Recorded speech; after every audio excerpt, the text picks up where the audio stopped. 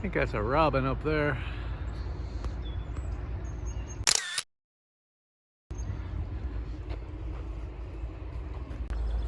Good morning. It's Friday, February 2nd, 2024. Let's go. Walking on the Greenbelt today. Nice 50 degrees. Some kind of birds just flew up there. Let's see if I can get a picture. Might be one of those cedar waxwings.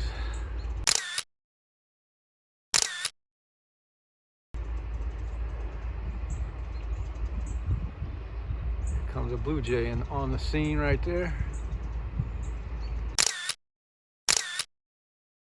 A bunch of those cedar waxwings there. That tree.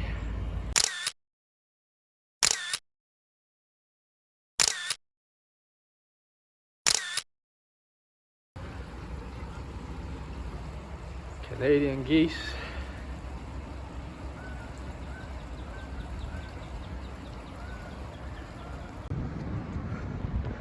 This is one part of the Greenbelt I don't really care for too much. Going through these dilapidated buildings and such.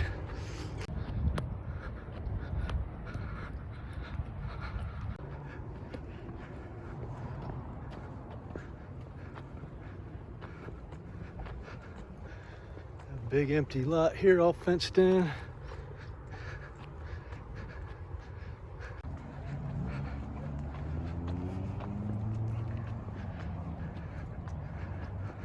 Looks like I got cameras on it.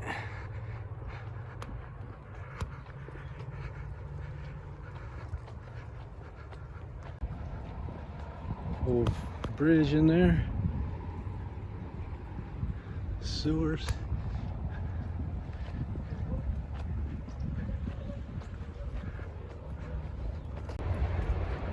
There used to be a bench that sat right there. They took it out.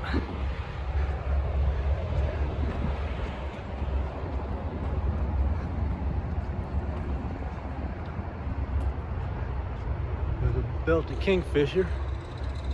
You can hear him. There he is. Down there. Flying around.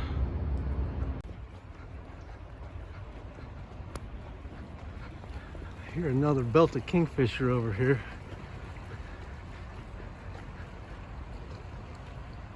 A little yellow rump warbler over here.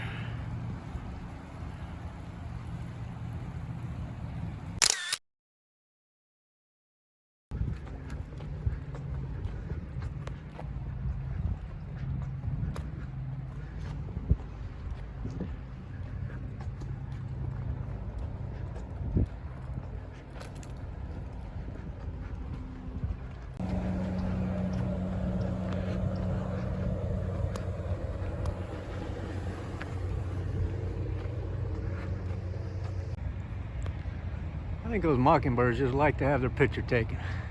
They see me walking down here with a camera and they just jump in front of me and sit there.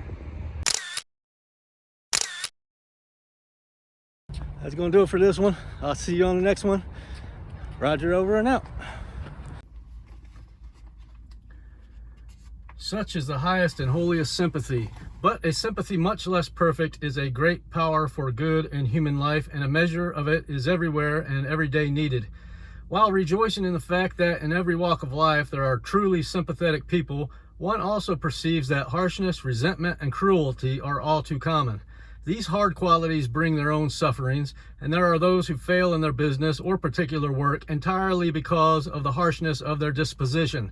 A man who is fiery and resentful, or who is hard, cold, and calculating, with the springs of sympathy dried up within him, even though he be otherwise an able man, will in the end scarcely avoid disaster in his affairs. His heated folly in the one case, or cold cruelty in the other, will gradually isolate him from his fellows and from those who are immediately related to him in his particular avocation, so that the elements of prosperity will be eliminated from his life, leaving him with a lonely failure and perhaps a hopeless despair. Even in ordinary business transactions, sympathy is an important factor, for people will always be attracted to those who are of a kindly and genial nature, preferring to deal with them rather than with those who are hard and forbidding. In all spheres where direct personal contact plays an important part, the sympathetic man with average ability will always take precedence of the man of greater ability, but who is unsympathetic. If a man be a minister or a clergyman, a cruel laugh or an unkind sentence from him will seriously injure his reputation and influence, but particularly his influence. For even they who admire his good qualities will, through his unkindness, unconsciously have a lower regard for him in their personal esteem. If a businessman profess religion, people will expect to see the good influence of that religion on his business transactions. To profess to be a worshiper of the gentle Jesus on Sunday and all the rest of the week be a hard, grasping worshiper of mammon will injure his trade and detract considerably from his prosperity.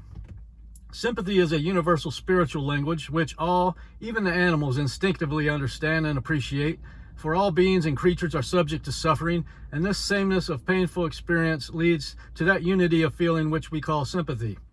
Selfishness impels men to protect themselves at the expense of others, but sympathy impels them to protect others by the sacrifice of self. And in this sacrifice of self, there is no real and ultimate loss, for while the pleasure of selfishness are small and few, the blessings of sympathy are great and manifold. It may be asked, how can a businessman, whose object is to develop his own trade, practice self-sacrifice? Even man can practice self-sacrifice just where he is and in the measure that he is capable of understanding it. If one contends that he cannot practice a virtue, for it were for his circumstances different, he would still have the same excuse. Diligence in business is not incompatible with self-sacrifice, for devotion to duty, even though that duty be trade, is not selfishness, but may be an unselfish devotion. I know a businessman who, when a competitor who had tried to cut him out of business, cut himself out and failed, set that same competitor up in business again. Truly a beautiful act of self-sacrifice. And the man that did it is today one of the most successful and prosperous of businessmen.